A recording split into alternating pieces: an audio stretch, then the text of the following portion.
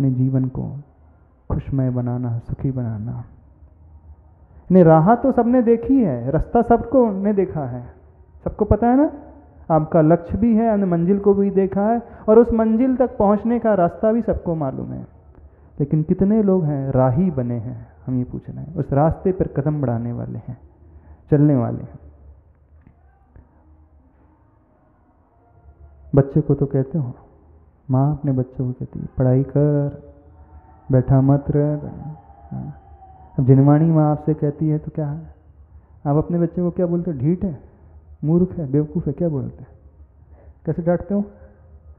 सुनता ही नहीं है, और सुनता है तो करता ही नहीं है। आप क्या करते हो? महाराज जी हम कम से कम सुन तो रहे हैं कम से कम आपकी बात, जिनवाणी माँ की बात सुन तो रहे हैं। लेकिन मात्र सुनने से कुछ नहीं होगा। किससे होगा? राही बनने से होगा। तो कौन सा राही बनना है? उस संयम की राह पर कदम बढ़ाने वाला राही। तो संयम की राह चलो, राही बनना ही तो हीरा बनना है। स्वयं राही शब्द ही विलोम रूप से कह रहा है, राही हीरा। जब तक हम कदम बढ़ाना नहीं सीखेंगे, journey of 1000 miles begins with 1 step। 1000 मील की यात्रा की शुरुआत एक कदम बढ़ाने से होती है। मात्र प्लानिंग करने से नहीं होती है, योजना बनाने से, सोचने से नहीं होती है। लेकिन हर व्यक्ति सेक चिल्ली की भांति सोचता ही रहता है, प्लानिंग ही करता रहता है। यह भी सत्य है कि मंजिल पे कदम बढ़ाने के पहले प्लानिंग होना भी जरूरी है। इतना ही सत्य है। ये विचार भी आना चाहिए, सोच भी आना चाहिए कि हमें लक्ष्य का निर्धारण करना है, वहाँ पहुँचने के लिए इस रास्ते का चुनाव करना है, ऐसे रास्ते का चुनाव इस प्रकार से करना है। लेकिन कब तक प्लानिंग करोगे? कितने वर्ष हो गए हाँ प्लानिंग करते करते? अब तो थोड़ा एक कदम बढ़ाओ। राह यदि मिली है और राह दिखाने वाला शिल्पी यदि मिला है, हाँ, मार्ग दिखाने वाले यदि गुरु मिले हैं, तो अब उस मार्ग में चलना प्रारंभ करो। हाँ, चाल सबकी अलग अलग हो सकती है, स्पीड सबकी अलग अलग हो सकती है। कम से कम स्पीड तेज न भी हो, भले ही कछुए की ना सही, चींटी की चाल तो चलो। चींटी की भी चाल से राह पर कदम बढ़ाओगे तो राही कहलाओगे, अन्यथा सिर्फ इंतजार करने वाले कहलाओगे। प्लेटफॉर्म तक आ गए हों तो थोड़ा सा और कदम बढ़ाओ, उस गाड़ी में बैठो। कौन सी गाड़ी में? जो मंजिल तक पहुंचाए। और इतना कठोर बनना होगा कि तन और मन को तप की आग में तपा तपा कर, जला जला कर राख करना होगा। हीरा कैसे बनता है जानते हो?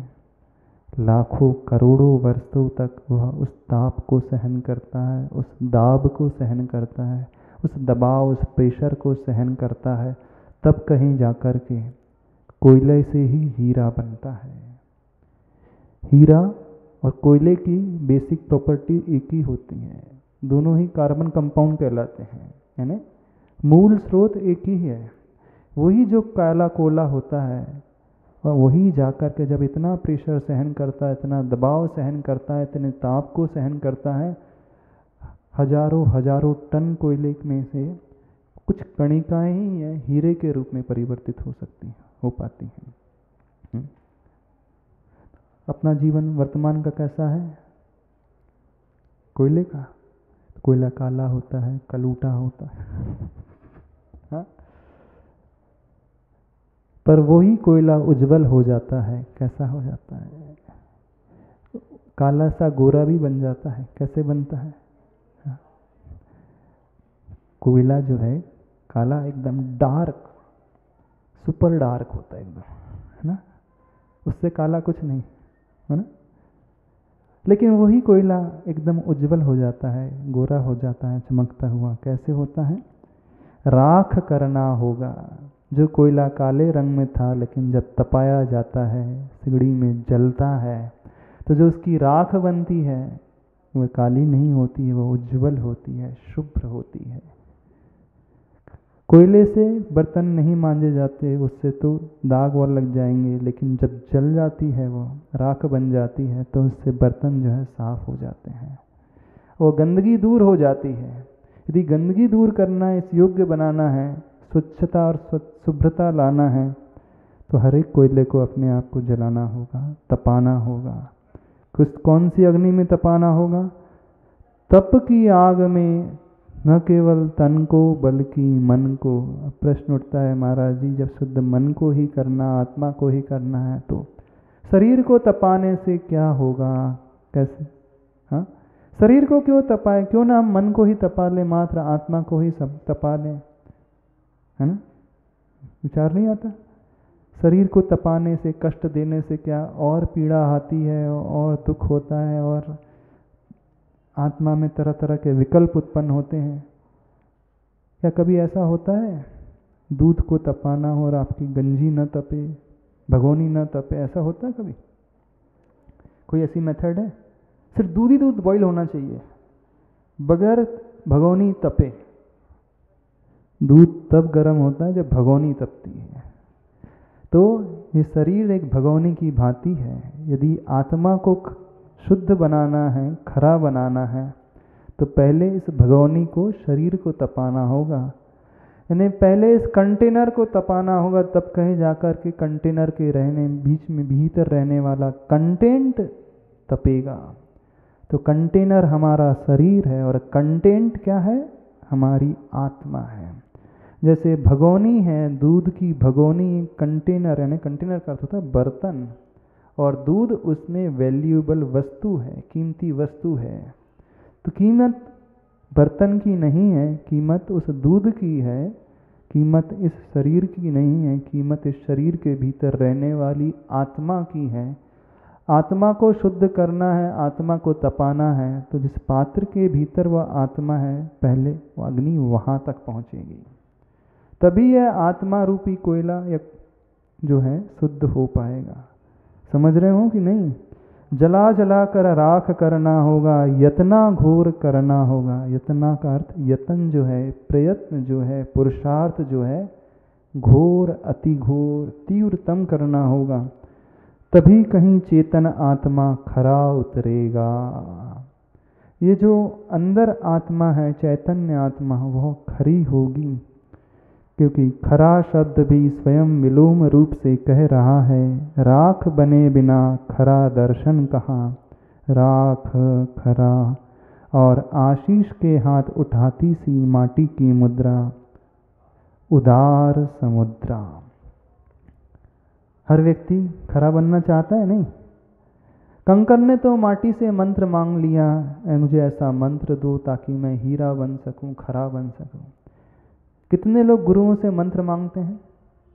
बहुत सारे लोग, दिल्ली में तो खासकर बहुत सारे लोग आते हैं, महाराज जी एक मंत्र तो दे दो, बड़ी परेशानी है। हाँ, अब हम मंत्र दे दें? आचार्य भगवान मंत्र दे रहे हैं, बहुत बड़ा मंत्र दे रहे हैं, एक ऐसा मंत्र दे रहे हैं जो एकदम शुद्ध बना देगा। कितने लोग चाह रहे हैं इस मंत्र को? महाराज जी ऐसा मंत्र मत दो, या तपाने अपाने वाली बात मत होना करो। आप तो ऐसा मंत्र दो, हम अपने एयर कंडीशन में बैठ करके, सुख सुविधाओं में रह करके, बढ़िया खाते पीते, ऐसा शॉर्टकट बताओ आप तो, कि मैं खरा भी बनना चाहता हूँ, हीरे की भांति चमकना भी चाहता हूँ। हाँ, तो कथनचित चमक भी तो आए, चमक आ जाएगी, लेकिन वह एडी में होती है, अमेरिकन डायमंड में होती है, डुप्लीकेट चमक जो होती है। प्लास्टिक भी चमकता है, कांच भी चमकता है, पर उसकी लाइफ नहीं होती है। कांच ऊपर से छोड़ोगे तुरंत टूट जाएगा। प्लास्टिक का हीरा का जैसा शेप वाला वो जिससे मी प्रेशियस स्टोन आदि होते हैं, वो टूट जाएंगे, लेकिन हीरा जो होता है सबसे सॉलिड होता है। हीरे का ही प्रयोग जो है कठोर से कठोर वस्तु को काटने में होती है। लोहा भी जो है हीरे से ही काटा जाता है, जानते हो। पाषाण भी जो है हीरे से ही काटा जाता है। जो आपके मार्बल भी है ना, गैंग शॉ कटर में कटिंग होती है ना, तो उसमें ब्लेड लोहे की नहीं होती, जानते हो, हीरे की ब्लेड होती है। उस ब्लेड में हीरे के कण लगे रहते हैं। जितने भी कटर होते हैं, नहीं, तो जब आपके घर में हम टाइल्स फिटिंग करने वाले थे ना, मार्बल फिटिंग करने वाले, जो मशीन होती है इसमें रिंग, देखना कभी उसमें क्या लगा रहता है, उसमें डायमंड्स लगे रहते हैं, रफ डायमंड्स लगे रहते हैं, छोटे छोटे कण होते हैं। उन्हीं डायमंड के माध्यम से पत्थर की कटिंग होती है। पत्थर बहुत हार्ड माने जाते हैं, कठोर माने जाते हैं, लेकिन दुनिया में सबसे ज़्यादा कठोरतम यदि कोई वस्तु है तो वो जिसे वज्र कहा जाता है वो हीरा होता है। तो इतना ही कठोर था लाने के लिए, कितना दबाव, कितना ताप, कितना प्रेशर नहीं सहन करना हुआ। आप चमक चाहते हो लेकिन प्लास्टिक की चमक चाहते हो, अमेरिकन डायमंड की भांति डुप्लीकेट चमक चाहते हो, लेकिन उसकी लाइफ नहीं, कुछ समय के लिए रहेगी बस, उससे ज़्यादा नहीं। लेकिन शाश्वत चमक की जब बात की जाती है तो उसके लिए सिर्फ एक ही रास्ता है, एक ही राह है। कौन सी राह है? संयम की राह चलो। जब तक हम संयम की राह को नहीं अपनाएंगे हम राही नहीं कहलाएंगे, और जब तक हम राही नहीं बनेंगे तब तक हमारे भीतर से वो हीरे की कणिका जो है प्रकट नहीं हो पाएगी। हर व्यक्ति कांति चाह रहा है, चमक चाह रहा है, लेकिन राही बनने को कोई भी तैयार नहीं है। संयम के नाम से ही डर लगने लगता है ना, त्याग के नाम से ही, संयम के नाम से बहुत डर है। देखो महाराज जी, हम भोगो भोग में डूबे हुए हैं, लीन रहते हुए, ऐसा मार्ग बताओ आप तो।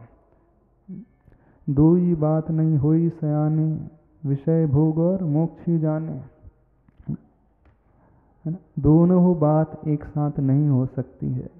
विषय को आप भोग भी होते रहे और मोक्ष का सुख भी हमें मिलते रहे। न भूतो न भविष्य थी, न आज तक हुआ है न भविष्य में कभी होगा। कुछ लोग सिर्फ रट लगा करके कि नहीं हो जाएगा हो जाएगा, हम तपा रहे हैं, अपने मन को तपा रहे हैं। हम उस भेद विज्ञान के माध्यम से, भेद विज्ञान उत्तम तप माना जाता है, ध्यान है, वो ध्यान से बड़ा तप कुछ नहीं होता है। हम आत्मा की और शरीर की भिन्नता की भावना करते हुए, ध्यान में डूबते हुए, विषय भोगों में लीन रहते हुए शुद्ध हो जाएंगे, है ना। कई लोगों की ऐसी धारणा है ना, थोड़ी वो धारणा गलत धारणा है, निकाल दो। कौन सी धारणा बनाओ? संयम की राह पर चलने वाली धारणा बनाओ।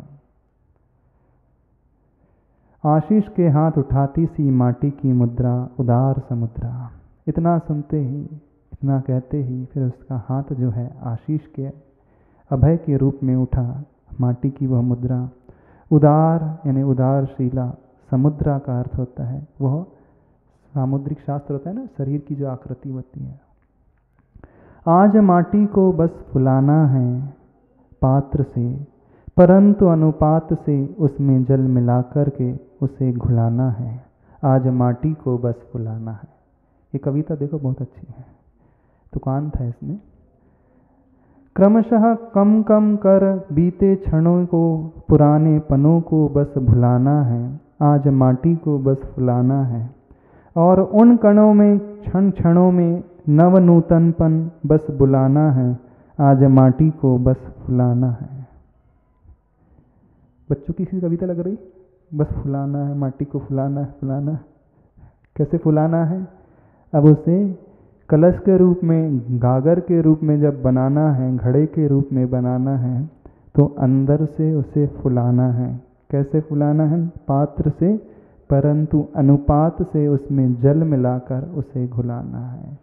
यानी अपने अंदर भी वो फूलापन, नमीपन आ सके, इस प्रकार से। क्रमशः कम कम कर बीते क्षणों को, पुराने पनों को बस भुलाना है। यानी उन क्षण को भुलाना है जिसमें सिर्फ राग और द्वेष हुए हैं, जिसमें सिर्फ आर्त और रौद्र ध्यान हुआ है, जिसमें सिर्फ विषय कषाय का सेवन हुआ है, जिसमें सिर्फ पाप की प्रवृत्ति को अपनाया है, जिसमें सिर्फ संसार की ओर यात्रा हुई है। उन क्षणों को, बीते क्षणों को, पुराने पनों को।